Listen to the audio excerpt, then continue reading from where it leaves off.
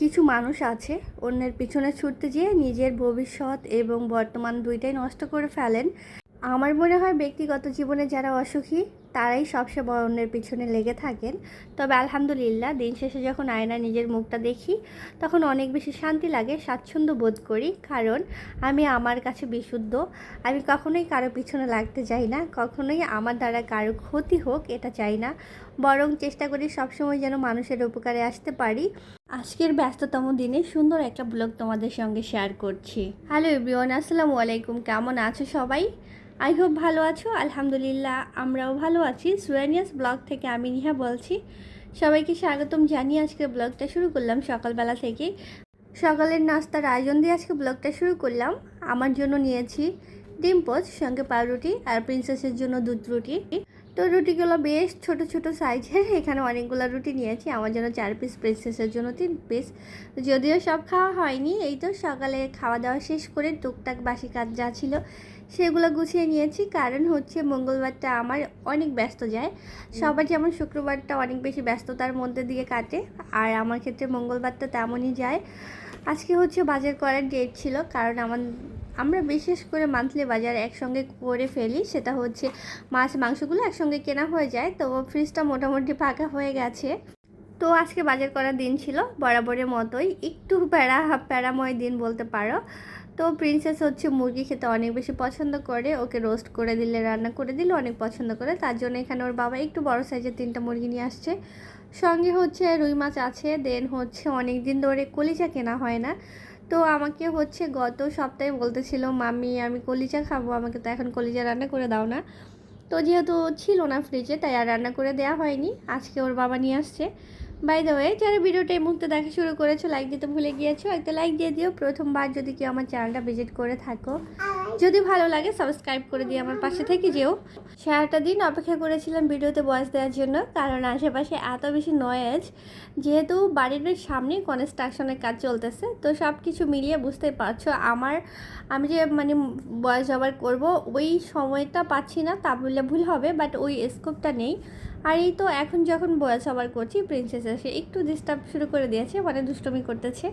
তো মাছগুলো এখন হচ্ছে আমি একদম সরাসরি সিঙ্কের মধ্যে দিয়ে দিলাম, কারণ যেহেতু অল্প মাছ, এটাকে ধুয়ে উঠিয়ে নিয়েছি। দেন হচ্ছে মুরগিটা কাটবো। তো তার আগে গরুর মাংসগুলো হচ্ছে ঢেলে নিচ্ছি, কারণ বাজার নিয়ে আসছে প্রায় অনেকক্ষণ হয়ে গেছে, 10-15 মিনিট হয়ে গেছে, বের করা হয়নি, একটু ব্যস্ত ছিলাম তার জন্য। তো যেহেতু পলিথিনে আছে বুঝতে পারছো, খুব বেশিক্ষণ কিন্তু রাখা যাবে না, গুছিয়ে নিতে হবে। অ্যাকচুয়ালি একটা কথা মনে পড়লো, যখন আমি ভয়েস ওভার করছিলাম তখনই কিছু মানুষ আছে, হয় না আমাদের ব্যক্তিগত জীবনে সবাই যে পছন্দ করবে তা কিন্তু নয়। কিছু মানুষ আছে মুখোশ পরা ভদ্রলোক, যারা আমাদের সামনে খুব হেসে কথা বলবে, খুব ভালোবাসে আমাদের, এমনটাই বুঝিয়ে থাকেন, কিন্তু তাদের পিছনে আসল রূপটা দেখা যায়। ওইসব ভয়ঙ্কর মানুষ থেকে আমি সবসময় নিজেকে দূরে রাখার চেষ্টা করি, কারণ যারা সরাসরি শত্রুতা করে তাদের আমার খুবই ভালো লাগে, যারা সরাসরি কথা শুনিয়ে দেয়। কারণ কেন যেন মনে হয় দিন শেষে তাদের মনটা অনেক বেশি ফ্রেশ হয়, তারা ভিতরে কিছু রাখে না। তবে কিছু মানুষ আছে যাদের মুখে মধু অন্তরে বিষ, ওইসব মানুষগুলা আমার কাছে এত বেশি টক্সিক টাইপের মনে হয়। তাদের সঙ্গে যতটা সম্ভব দূরত্ব বজিয়ে রাখি। তবে কিছু কিছু মানুষ আমাদের জীবনের সঙ্গে এমনভাবে জড়িয়ে আছেন, যাদের চাইলেও আমরা বাদ দিতে পারি না। কোনো না কোনোভাবেই কিন্তু তারা আমাদের মাঝে বসবাস করছেন, আমাদের ভিতরে চলেই আসেন, সেটা হয়তো পরোক্ষভাবে হোক আর প্রত্যক্ষভাবে হোক। তো এখানে প্রায় 3 কেজির মতো কলিজা ছিল, 3.5 কেজি হবে, ওর বাবা বললো 3.5 কেজি। আর মুরগি এগুলা কেটে কুটে আমি একদম সব কিছু ক্লিন করে নিয়েছি, আর কাজগুলো অফ ক্যামেরায় করেছি, কারণ অনেকটা লেট হয়ে যাবে, আমার হেল্পিং হ্যান্ড চলে আসার সময় হয়ে যাবে, আর হেল্পিং হ্যান্ডকে দিয়ে কাজগুলো করাতে গেলে লেট হয়ে যাবে। তো উনি যেহেতু দুপুরবেলা আসে, 1টার মধ্যে আসবেন, তার জন্য আমার কাজ আমি করে নিয়েছি। আর এখন হচ্ছে এগুলো ফ্রিজে রাখবো। প্রিন্সেসের জন্য একটু মাংস রান্না করব, টাটকা দেখিয়ে, একটু মাংস একটু কলিজা, সো ওইটা রেখে বাকিটা ফ্রিজে রেখে দেবো।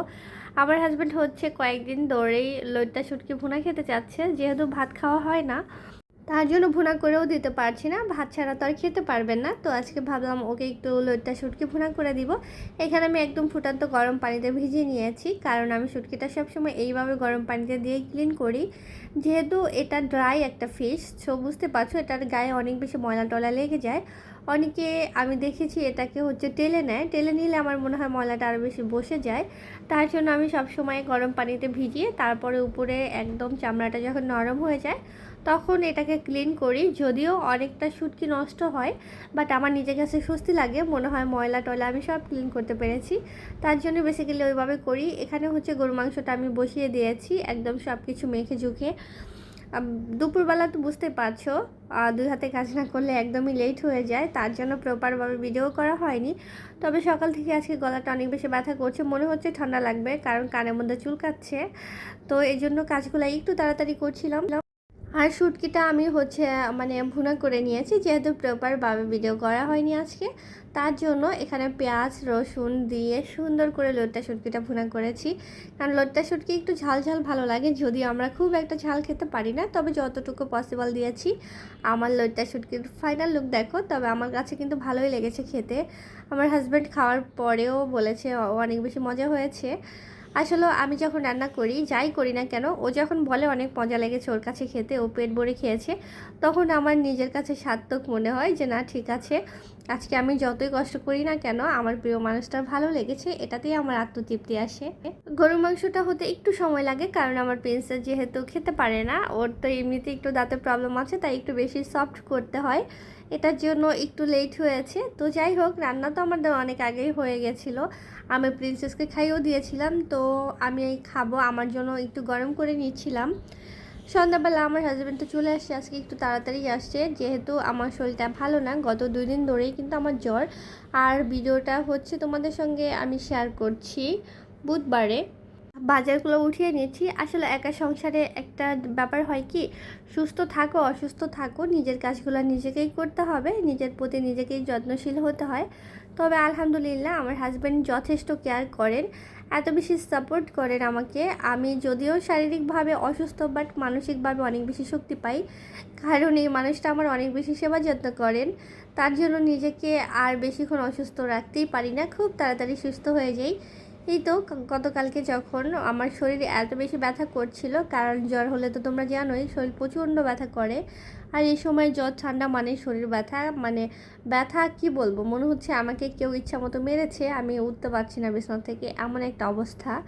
তো ও খুব সুন্দর করে ম্যাসাজ করে দিয়েছেন, আমার চুল বেঁধে দিয়েছে, কপালে নিক্স লাগিয়ে তারপর আমাকে ঘুম পাড়িয়ে দিয়েছেন, কারণ যেহেতু মাথা ব্যথা করছিল, ঠান্ডা জ্বর হলে যেমনটা হয় আর কি। তো আলহামদুলিল্লাহ আমি অনেক বেশি শুকরিয়া আদায় করি যে আমার হাজব্যান্ডের মতো একটা মানুষ আমি পেয়েছি। হাজব্যান্ড যদি ভালো হয় আর সংসারের প্রতিটা মানুষই অন্যরকম হয়, তবুও কিন্তু অ্যাডজাস্ট করে নেওয়া যায়। আমার প্রিন্সেসটাও মাশাল্লাহ এত বেশি লক্ষ্মী, ওর বাবা ওকে বলে দিয়েছে মাম্মিকে দেখে রেখো। সে আজকে আমাকে মোবাইলও ধরতে দিচ্ছে না, আমি যখন একটু মোবাইলটা নিলাম হাতে, আমার হাত থেকে নিয়ে বললো তুমি শুয়ে থাকো, রেস্ট করো, তোমার মোবাইল ধরতে হবে না, তুমি অসুস্থ না।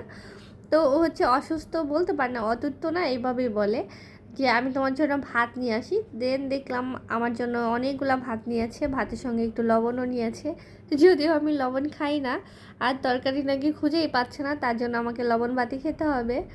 তো এত বেশি লক্ষ্মী হয়েছে আমার মেয়েটা। রাতের বেলা এদিকে একটু ভাত বসিয়েছিলাম, আমার হাজব্যান্ড যাতে একটু গরম গরম শুটকি দিয়ে ভাত খেতে পারে।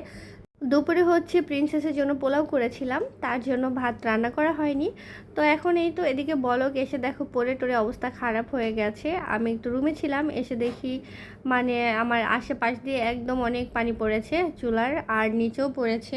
তো একটু ক্লিন করে দিচ্ছিলাম, কারণ আজকে সারাটা বেকাল শুয়েছিলাম, একদমই ওঠার মতো শক্তি ছিল না আমার। আমি যখন শোয়া থেকে উঠেছি তখন অলমোস্ট রাত 10টা বাজে, বুঝতেই পারছো কী অবস্থা গিয়েছে আমার। আসলে একা সংসারে অসুস্থ থাকলে না কোনো কিছুই হয় না করা, আর বসে থাকার উপায় থাকে না, দেখা যায় এই খারাপ শরীর নিয়ে কিছু না কিছু করতে হয়। যদিও খুব একটা কাজ নেই, তারপরও কাজের কিন্তু অভাব নেই। এই তো দেখো কতগুলো থালাবাটিও জমেছে, সব কিছু ক্লিন করতে হবে আমার। তো ভাবলাম কেন না এখনই করে নেই, একটু চাও খাবো।